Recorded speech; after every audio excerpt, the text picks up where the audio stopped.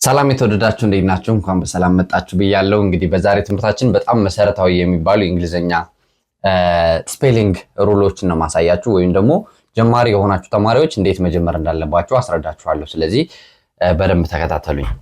እንግዲህ በእንግሊዘኛ 5 ቫውሎች አሉ እዚህ ላይ እንደምትመለከቷቸው ኤ፣ ኢ፣ አይ፣ ኦ እና ዩ የሚባሉት ማለት ነው። 5ቱን ቫውሎች መያዝ ይኖርባቸዋል። እና እንግሊዘኛ የተለያየ ድምጽ እንዲኖረው የሚያደርጉት እንድናነብና እንድንጽፍ የሚያግዙን እነዚህ 5 ቫውሎች ናቸው ማለት ነው። ያው ኮንሶናንቶቹም እንዳሉ ሆኖ ማለት ነው። ነገር ግን ኮንሶናንቶቹ ድምጻቸው አስቸጋሪ አይደለም።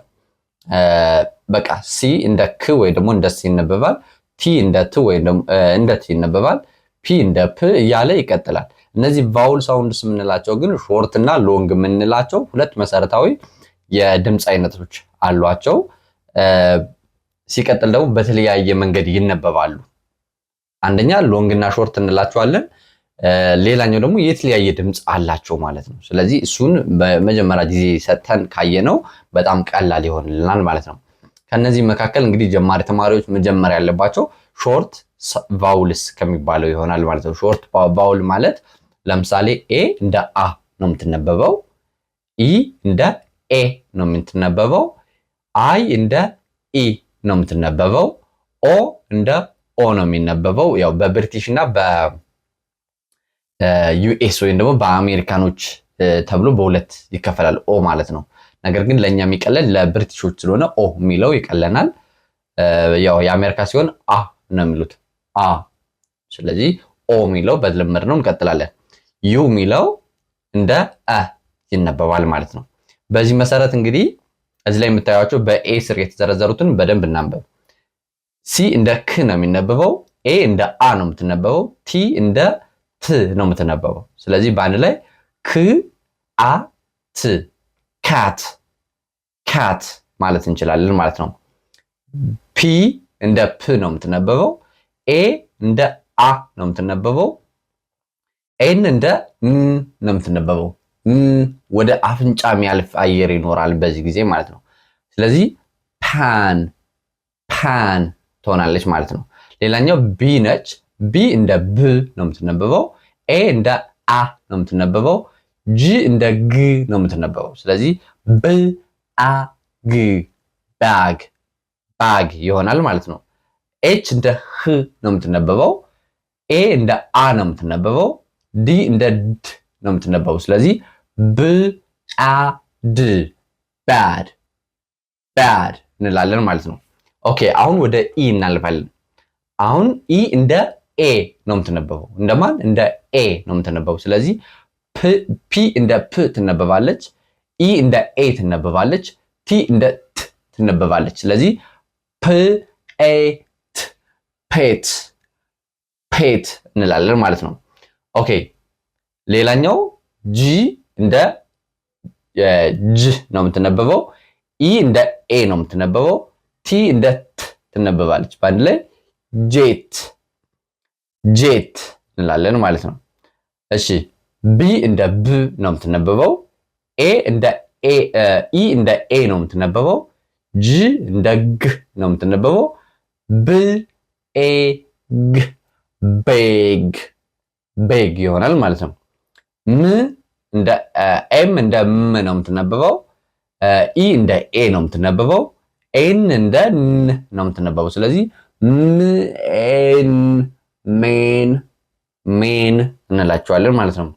ኦኬ አሁን ወደ አይ ደርሰናል ማለት ነው። አይን ስናነብ ደግሞ እንደ ኢ ነው የምትነበበው። እንደማን? እንደ ኢ ኢ አይደለም ኢ። ምክንያቱም እንደ ኢ የምናነብበት ጊዜ ስለሚመጣ እዚህ ላይ መጠንቀቅ አለብን። እንደ ኢ ነው የምትነበበው ማለት ነው። ስለዚህ ፒ እንደ ፕ ነው የሚነበበው፣ አይ እንደ ኢ ነው የምትነበበው፣ ኤን እንደ ን ወደ አፍንጫችን አየር እንሰዳለን። እሺ ስለዚህ ፕ ኢ ን ፒን ፒን እንላለን ማለት ነው።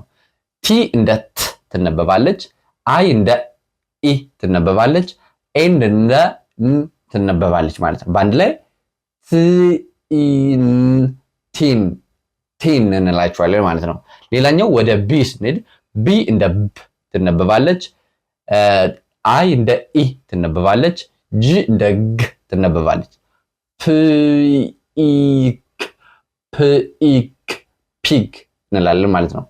ሌላ ቢግ ለማለት ነው። ፕና ቢ ያው ትንሽ ስለሚቀራረቡ። ሌላኛው ቢ አይ ኤን ቢ እንደ ብ ይነበባል። አይ እንደ ኢ ይነበባል።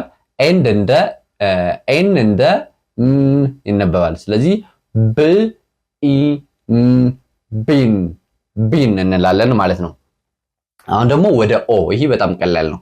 ወደ ኦ ስናልፍ ደግሞ ኦ እንደ ኦ ነው የሚነበበው። እንዳልኳችሁ ነው። አ የሚነበብበት ማለ እንደ ኦ ይነበባል ማለት ነው። ስለዚህ የብሪቲሾች ወይ ደግሞ ለኛ ቀላሉ የብሪቲሾች ነው፣ ወይም ደግሞ ዩናይትድ ኪንግደም ኢንግላንድ ምናምን ወደዛ ወደ አውሮፓዎች የሚያወሩት ማለት ነው። ስለዚህ ፕ ኦ ት ፒ እንደማን ነው? እንደ ፕ፣ ኦ እንደ ኦ፣ ቲ እንደ ት ነው የሚነበበው። ስለዚህ ፕ ኦ ት ፖት እንላለን ማለት ነው። ኤች እንደ ህ፣ ኦ እንደ ኦ፣ ቲ እንደ ት። ስለዚህ ህ ኦ ት ሆት እንላለን ማለት ነው። ቢ እንደ ብ፣ ኦ እንደ ኦ፣ ጂ እንደ ግ። ስለዚህ ብኦግ ቦግ እንላለን ማለት ነው። ሌላኛው ህ ኤች ኦ ግ ጅ። ስለዚህ ህ ኦግ ሆግ እንላለን ማለት ነው። ሌላኛው ዩ ነች። ዩ እንደማን ነው? እንደ አ ነው የሚነበብ ብያችኋለሁ። እንደ አ ማለት ሲ እንደ ክ፣ ዩ እንደ አ፣ ቲ እንደ ት ይነበባል። በአንድ ላይ ከት የሚል ድምፅ ይኖረዋል።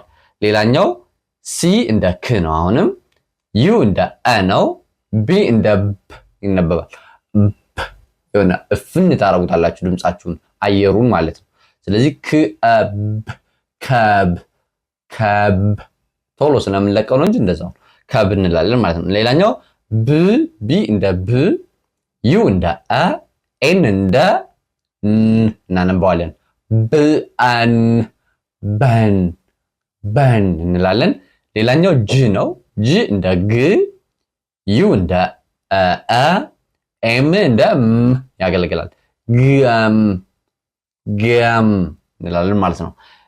እንግዲህ እዚህ ላይ ያሳየዋችሁ ጠቅላላ ድምጾች ብቸኛ ድምጻቸውን አይደለም ያሳየዋችሁ። ለምሳሌ ሲ ክ ብቻ አይደለም የሚነበበው፣ እንደ ስ ይነበባል፣ እንደ ሽ ይነበባል። የተለያዩ አይነት አነባቦች አሉት። ግን ጀማሪዎች ስለሆናችሁ ወደፊትም ስለምንቀጥል አካሄዱ ግን ይሄን ይመስላል።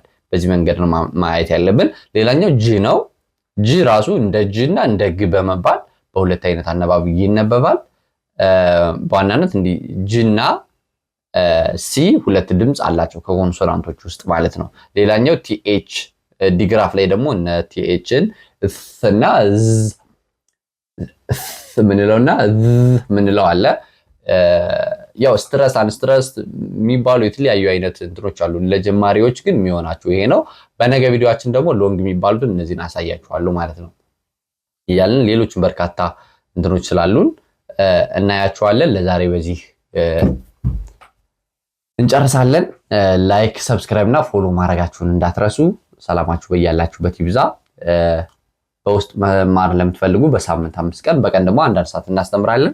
ጊዜ ካላችሁ በውስጥ ማጥናት ትችላላችሁ ማለት ፈልጋለሁ። ሰላማችሁ በያላችሁበት ይብዛልኝ። ሰላም፣ ፍቅር፣ ጤና ለሀገራችን። ይህ የእናንተው ምርጥ ፋኖስ ኢትዮጵያ ነው።